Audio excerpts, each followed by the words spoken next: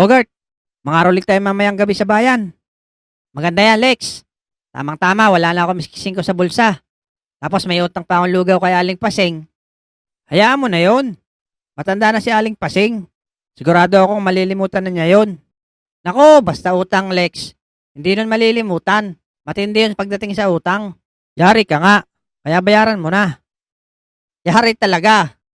Ganito, pupuntahan ko sila Budo at Boy Kulot mamaya. Tapos magkita-kita na lang tayo sa tambayan mamayang alas 6. Okay, ako na mapupuntang plaza muna. Anong gagawin mo doon? Magpapakyut. Alam mo na, baka may magpa-picture eh. Baka magpakuyukot.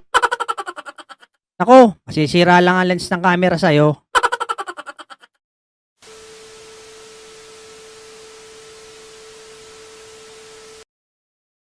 Lex, nasa na si Bogart? Oo nga, Lex. Abay katagal naman. Hintayin nyo lang. At dadating na yon. Oh, narito na pala eh. Bakit ang tagal mo naman, Bogart? Ganon talaga, Budo. Pag pogi, laging huli dumadating. Tsaka nangalakal pa ako ng yero at kahoy. Ano namang gagawin natin dyan? Ganito oh. Pangbagong taon yung dala mo eh. Pero bakit ba nakasuot ka pa ng salamin? Eh gabi naman. Siyempre Lex, ganito talaga pag pogi. Baka puging bagsik. Tamo si Boy Kulot, nauna. Yan ang puging bagsik. Kaninong bahay tayo unang pupunta? Kala ko kaninong bahay tayo unang kakain eh. Sa bahay nila Otlog. Balita ko nanalo yun sa online sabong kahapon eh. Siya, tara na. Malaki-laki ang ibibigay nun ni Otlog. Nanalo pala eh.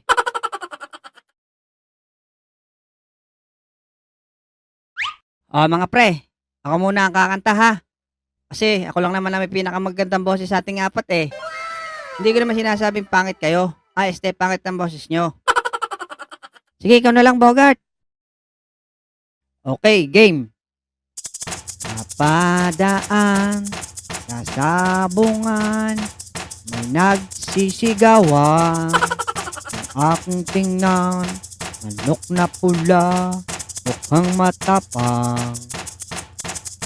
Pampasko ba yan, Bogart? Oo, Lex. Ito yung bagong labas. Siya, sige, panat.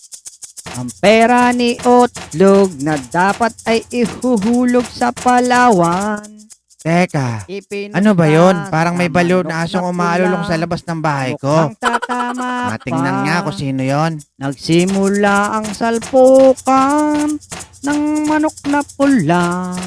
Tumalon si Otlog na nakatulala. Bakit may manok na pula? Mga tutoy, nangangaroling ba kayo?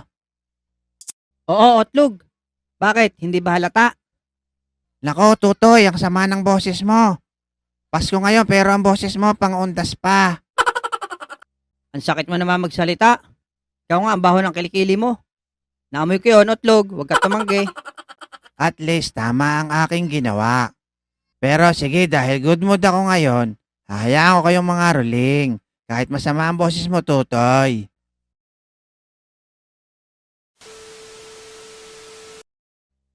Yoko na pagod na ako, Otlog.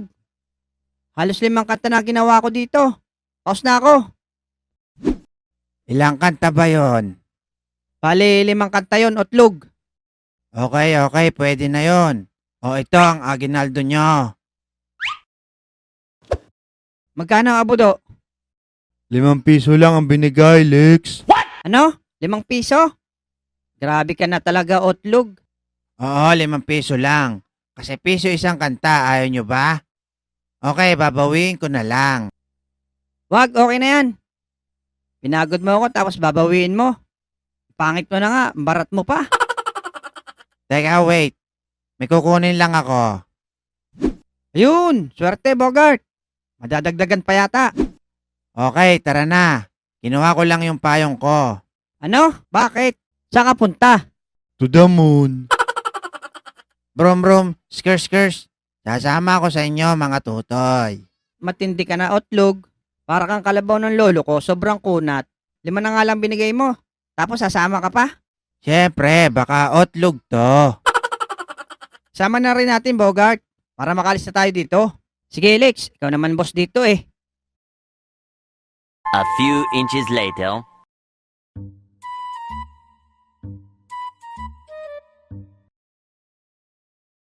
Dito mga lodi kay Aling Bebang. Sabi nila, mabait daw to minsan. Kaso, may aso, Lex. Ayun oh. Hindi yan, nakakulong naman eh. Naalala mo ba noon nung hinabol tayo ng malaking aso, Lex? Kamukha ng asong yun? Oo nga no, mukha namang mabait yung aso ni Aling Bebang. Tsaka nakakulong naman eh. Okay mga tutoy, this time ako naman ang kakanta. Paparinig ko sa inyo ang napakaganda kong boses. Ang Pasko ay sumapit, tayo ay magsiyawit.